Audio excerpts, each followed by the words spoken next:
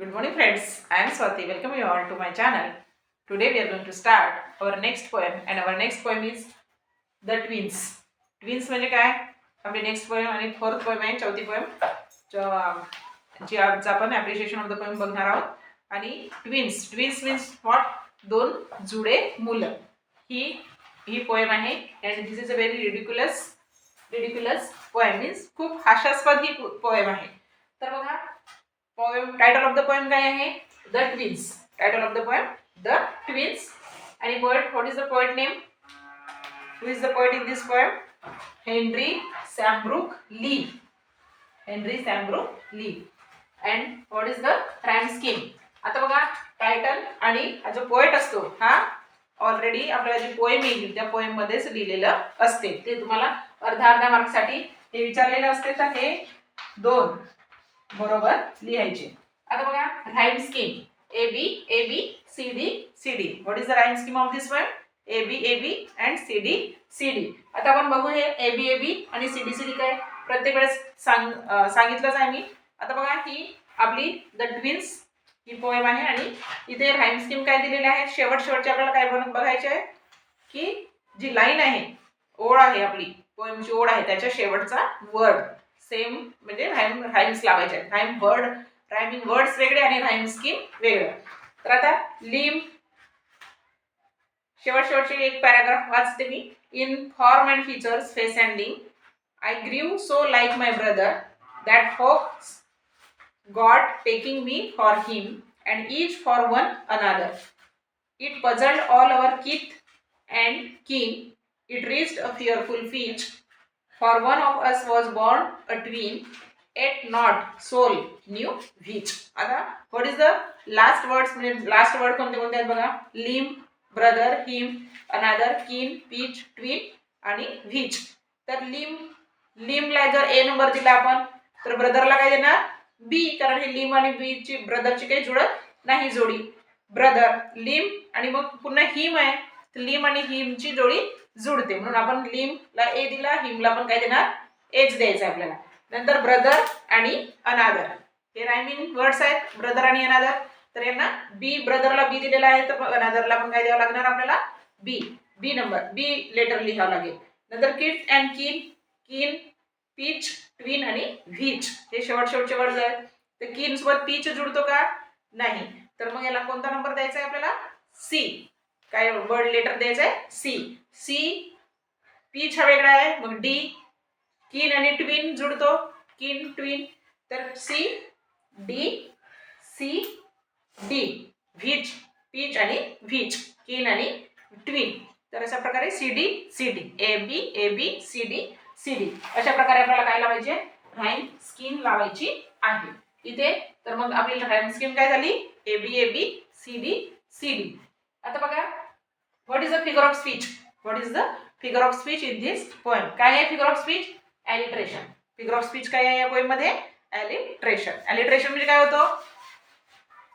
ॲलिट्रेशन झालं आपलं, रिपिटेशन झालं, ॲफोरा झाला आणि ॲलिट्रेशन म्हणजे काय होतं बघा. याच्या पहिल्या व्हिडिओमध्ये पण सांगितलं आहे मी. ॲलिट्रेशन म्हणजे when the sound is repeated or when the letter is repeated, म्हणजे लेटर रिपीट होतो. जसं आता बघा इथे form, in form and feature, face and limb, कोणता लेटर रिपीट झालेला आहे? द एफ लेटर और F sound is repeated here. म्हणजे तीनदा आलेला आहे. F, form, features and face आलेला आहे. तर in this line the alliteration figure of speech. कोणता फिगर ऑफ स्पीच आहे? ॲलिट्रेशन फिगर ऑफ स्पीच आहे. रिपीटेशन म्हणजे पूर्ण वर्डचा वर्ड रिपीट होतो, आहे की नाही? तर इथे लेटर साऊंड रिपीट झाला आहे, that's why this is the alliteration figure of speech. म्हणजे या पोएम मध्ये कोणता फिगर ऑफ स्पीच आहे? ॲलिट्रेशन फिगर ऑफ स्पीच आहे. आणि आता what is the theme of this poem? पोएमची थीम काय आहे? This is a very ridiculous means हास्यास्पद, खूप हास्यास्पद आहे. जसं बघा या पोएम मध्ये काय, द ट्विन्स मध्ये की देर आर टू ब्रदर्स, म्हणजे दोन भाऊ आहेत तिथे, अँड देर आर ट्विन्स, ते एकाच वेळी जन्मलेले आहेत दोन, आणि इतके सारखे आहेत की त्यांच्यामध्ये बरीच काय होतो? हास्यास्पद. कसं त्यांच्यामध्ये अदलाबदल होऊन जाते. याचं नाव ठेवायचं होतं तर त्याचं नाव विचार करून ठेवलं होतं, लहानाचं मोठ्याला, मोठ्याचं लहानाला, असं म्हणजे चेंज झाले आहेत ते. तर ते खूप हास्यास्पदी पोएम आहे. तर काय सांगितलेलं आहे ते, here the poet says how resemblance between he and his brother, means he and his brother is so much similar, म्हणजे खूप सिमिलर आहेत ते, तो आणि त्याचा भाऊ जे आहेत दोघे ट्विन्स आहेत ते कसे आहेत, खूप सिमिलर. म्हणजे जर कपडे एकमेकांचे घातले तर ते हा हा कोण आहे आणि तो कोण आहे ते दुसऱ्याला पण ओळखणार नाही. कधी कधी त्यांचे आई बाबाच काय होतात, कन्फ्यूज होतात की हा आहे की हा आहे म्हणून. तर here the poet says how resemblance between he and his brother, म्हणजे तो खूप दोघे जण सारखे आहेत, क्रिएट्स प्रॉब्लेम्स, आणि दोघांमध्ये खूप सारे प्रॉब्लेम्स होतात. म्हणजे याचं नाव या पोएम मध्ये दिलेलंच आहे की एकाचा नर्सनी म्हणजे सांगितलं होतं की हा मोठा आहे हा लहान आहे, आणि मग ते नाव पण ठरवले होते की याचा आपल्याला हा नाव ठेवायचं आहे त्याचा तो नाव ठेवायचा आहे, आणि मग ते दोघे जण मिक्स झाले एकत्र आले तर ते पुन्हा विसरून गेले की याला हा ठेवायचा होता की त्याला तो नाव ठेवायचा होता. तर मग ते नावामध्ये पण काय झालं, बदल झाला आहे. तर अशा प्रकारे ही and his brothers creates problems, this is a ridiculous poem. आणि ही पोएम काय आहे, रिडिक्युलस म्हणजे हास्यास्पद आहे. आता बघा या पोएम मध्ये काय आहे, शेवटी शेवटी one day to make the matter worse, पूर्ण पाहून घेऊ आपण. In form and features face and limb I ग्रीव so like my brother, means त्याचं फॉर्म फीचर्स सगळं फेस कोणासारखं होतं, त्याच्या भावासारखंच होतं.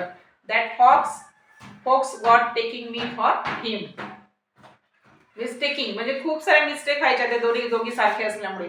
And each for one another it puzzled all over kids and kin म्हणजे relative also very much confused, म्हणजे जे रिलेटिव्ह होते ते सुद्धा काय व्हायचे, कन्फ्युज व्हायचे. It reached a fearful pitch and that was very much fearful, for one of us was born a twin yet not a soul knew which.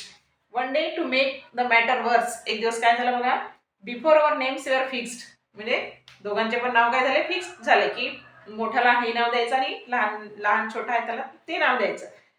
As we were being washed by nurse, आणि नर्सनी wash केलं त्यांना झाल्यानंतर ते we got completely mixed, आणि ते पुन्हा काय झाले, मिक्स्ड एकत्र आले.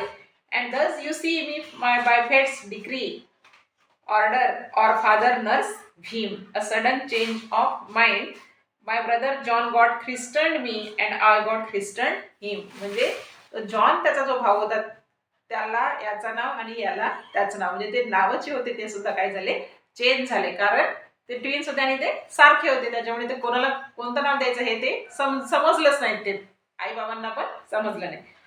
दिस fatal likeness even dogged my footsteps when at school, म्हणजे स्कूलमध्ये सुद्धा खूप साऱ्या म्हणजे हास्यास्पद गोष्टी झालेल्या आहेत. This fatal likeness even dog continue to follow, म्हणजे अशा ज्या मिस्टेक्स व्हायच्या त्या पूर्ण कंटिन्युअस झाल्या आयुष्यभर समजू म्हणू आपण जे मोठे होईपर्यंत.